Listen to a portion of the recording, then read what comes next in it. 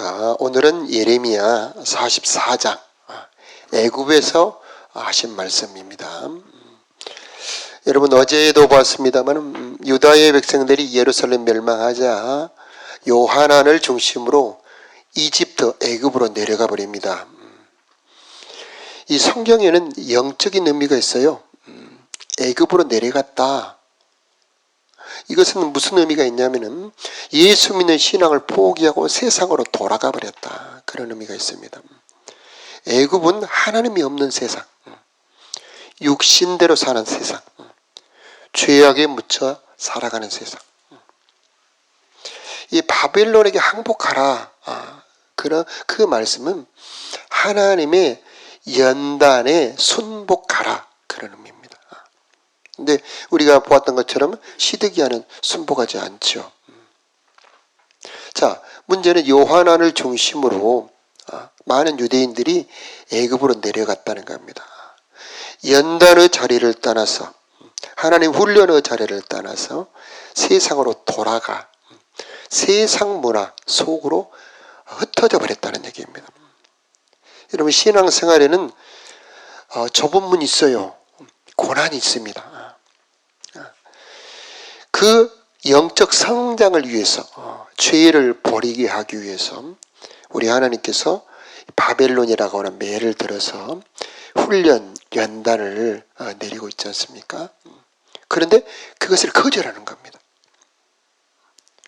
그래서 원래 구원받기 전의 상태로 가버리는 겁니다. 그래서 종살이 하던 곳, 우상 숭배하던 곳, 은혜를 경험했죠. 그런데 그 은혜를 경험했음에도 불구하고 예수 믿다가 어려움이 오면은 세상으로 돌아가 버리는 신앙. 이게 바로 애굽으로 내려갔다는 것입니다. 그래서 여기서 보면은 그 애굽에 내려갔어도 예레미야는 그들에게 하나님의 말씀을 전합니다. 오늘 보았던 말씀 중에 이 고난의 원인을 먼저 설명을 합니다. 그것은 3절에 보니까 그 우상들을 섬기고 분향하여서 하나님의 노염을 일으킨 악행 때문이라. 4절 5절에 보면은 내가 종들을 끊임없이 보냈지만은 너희가 듣지 않았다. 5절 함께 읽어볼까요? 그들이 듣지 아니하며시야 그들이 듣지 아니하며 귀를 기울이지도 아니하고 다른 신들에게 여전히 분향하여 그들이 악에서 돌이키지 아니하였으므로 6절에 나의 분과 나의 노염을 쏟아서 유다 성읍들과 예루살렘 거리를 불살랐더니 그것들이 오늘과 같이 폐허와 황무지가 되었느니라. 계속 책망을 하고 있습니다. 7절에 만군의 하나님 여호와 이스라엘의 하나님 여호와께서 이와 같이 말씀하셨느니라. 너희가 어찌하여 큰 악을 행하여 자기 영혼을 해하며 유다 가운데서 너희의 남자와 여자와 아이와 젖먹는 자들을 멸절하여 남은 자가 없게 하느냐. 어찌하여 너희가 나의 손으로 만든 것으로 나의 노여움을 일으켜서 너희가 가서 머물러 사는 애굽 땅에서 다른 신들에게 분향함으로 끊어버림을 당하여 세계 여러 나라 가운데서 저주와 수치거리가 되고자 하느냐. 자, 애굽 땅의 문제는 뭐냐면 자기 죄를 깨달을 기회를 잃어버린다는 겁니다. 하나님께서 아프게 하신 이유는 죄를 깨달으라고 회개하라고 고난을 주신 겁니다. 그런데 그 고난의 자리를 벗어나 편안한 자리로 가버리니 죄를 깨달을 수가 없습니다. 회개의 기회가 없는 겁니다. 그리고 이제 쭉 그렇게 책망이 되고 난 다음에 12절에도 보면은 내가 또 애굽 땅에 머물러 살기로 고집하고 그리로 들어간 유다의 남은 자들을 처단하리니 그들이 다 멸망하여 애굽 땅에서 엎드러질 것이라. 그들의 칼과 기근에 망하되 낮은 자로부터 높은 자까지 칼과 기근에 죽어서 저주와 놀램과 조롱과 수치의 대상이 되리라. 자, 이스라엘 백성들이 예루살렘에 머물러 있을 때 그 하나님의 진노의 매가 예루살렘에 이제 내렸었는데 그들이 저 밑에 애굽으로 내려가 버리니까 하나님께서 그 매를 애굽 땅까지 가지고 간 겁니다. 자, 내일도 나옵니다만은 오늘 마지막 절에도 나옵니다만은 역사적으로 애굽이 바벨론에게 정복을 당해버립니다. 느부갓네살이 와서 애굽의 주요 도시들을 다 정복해 버립니다. 왜 애굽이 망하게 되느냐? 알고 보니까 유다인 때문이에요. 원래 매를 유다인들에게 때리려고 하나님 매를 내리는 겁니다. 바벨론이 강성해진 이유는 유다인들의 죄악 때문입니다. 그런데 그 매 맞을 자리에서 벗어나서 저 멀리 애굽으로 내려가니까 하나님이 애굽에까지 매를 가지고 와서 애굽 전체를 멸망시켜버려요. 우리 요나를 기억하지요? 요나가 사명을 감당 안 하고 저 다시스 멀리 다른 곳으로 가는 배를 타고 배 밑창에서 다 이제 편안하게 잠을 자고 있는데 우리 하나님 태풍을 일으켜 버리잖아요. 그 배 전체를 하나님 흔들어 버립니다. 그들은 죽을 지경이 돼서 모든 물건을 다 버리잖아요. 결국 찾아보니까 그 배의 풍랑의 원인이 요나였던 겁니다. 애굽의 멸망의 원인은 물론 애굽의 제약이 없는 건 아닙니다만 아직 때가 아닌데 하나님께서 저 애굽까지 그 바벨론의 느부갓네살의 칼을 보낸 이유는 유다인들이 그리로 도망가 하나님의 매를 거절했기 때문이에요. 자, 세상의 운명이 우리들에게 달린 겁니다.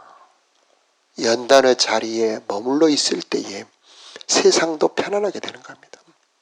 나 때문에 우리 예수 믿는 사람들 때문에 세상이 재앙을 당할 수도 있다는 얘기입니다. 자, 그들이 왜 애굽으로 내려갔습니까? 바로의 군대가 저 바빌론의 군대를 막아줄 수 있다고 믿었던 거죠. 바로의 세력이 저 바빌론의 힘보다 강하다고 생각을 했던 겁니다. 그런데 그렇지가 않았던 것이죠. 자, 여기서 우리는 중요한 교훈을 깨달을 수가 있죠.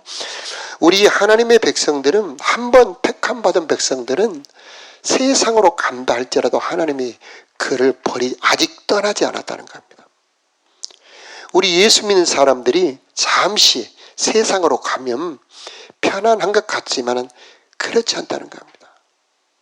우리는 한번 우리 하나님 앞에 인을 맞은 자들이고 하나님 앞에 선택을 받은 자들입니다. 그렇다면 우리는 하나님을 떠나서 살 수 없다는 얘기입니다.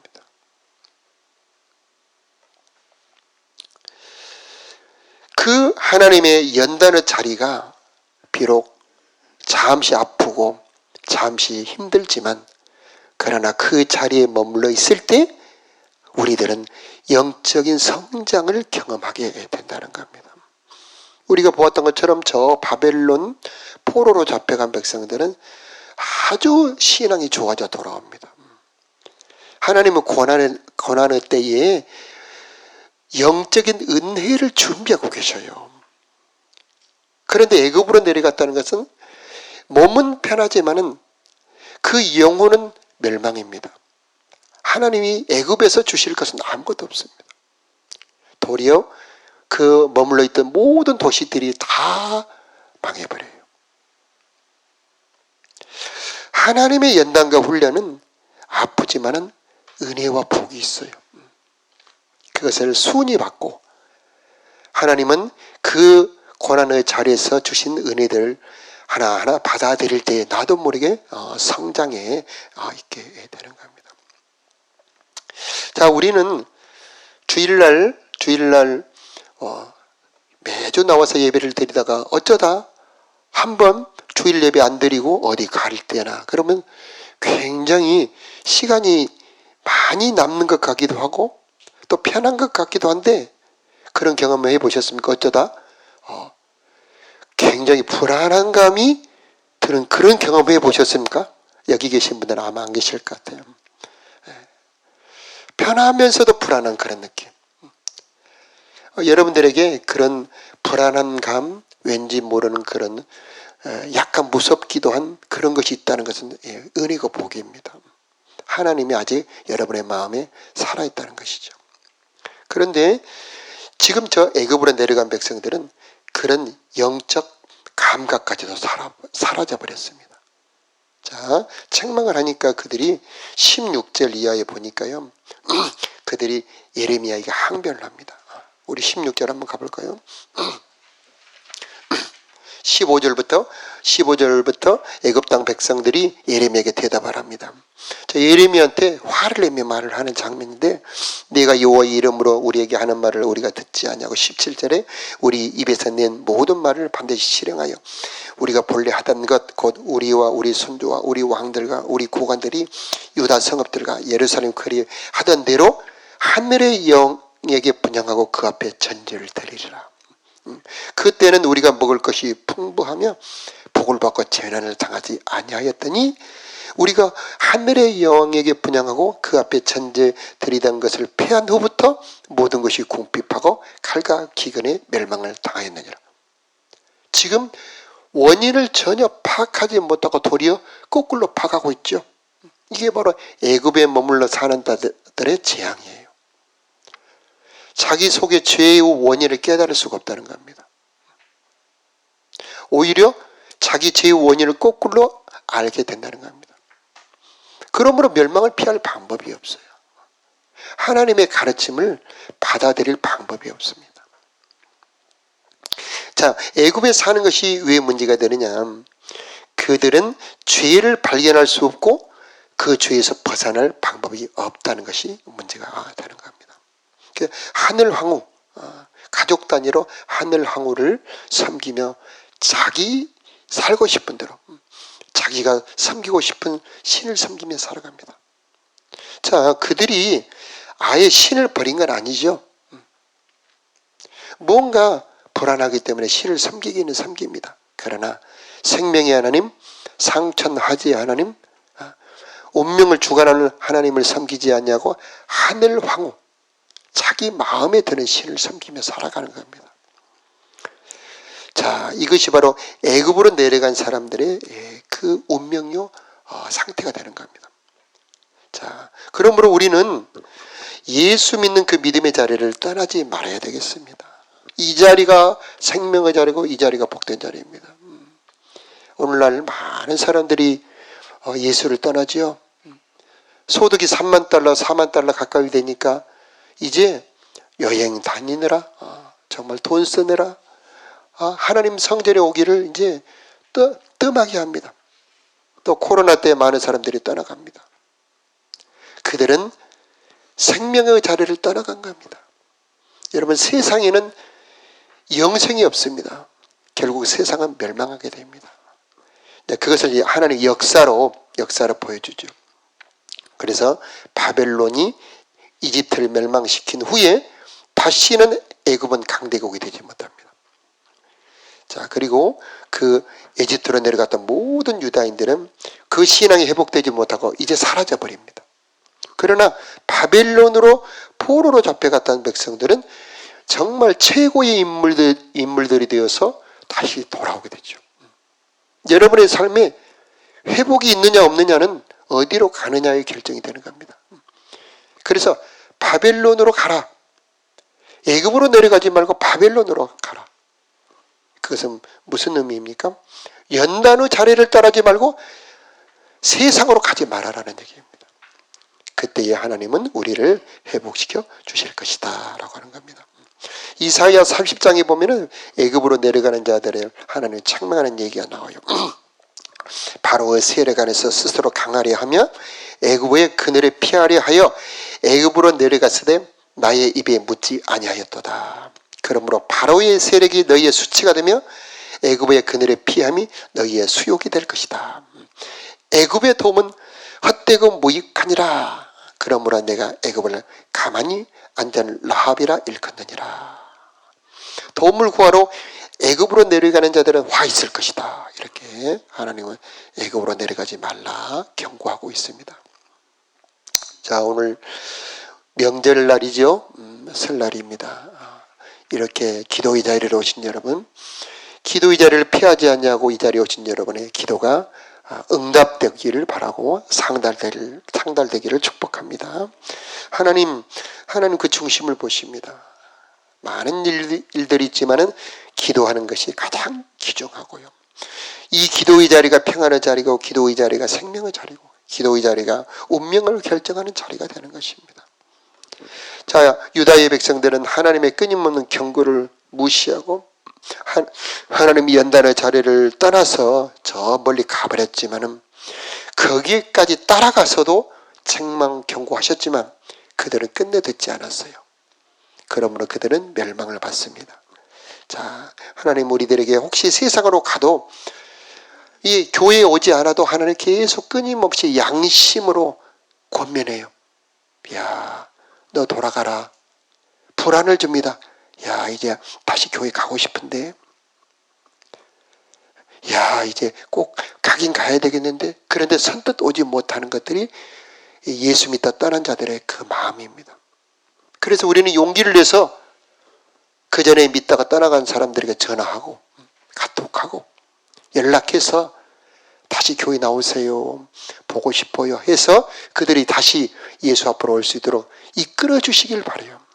그들은 용기가 부족해요. 누군가 끌어줘야 돼요. 그들 마음속에 많은 그 마음속에 다시 돌아가고 싶은 마음도 있기는 있습니다. 그들의 마음은 갈등하고 있죠.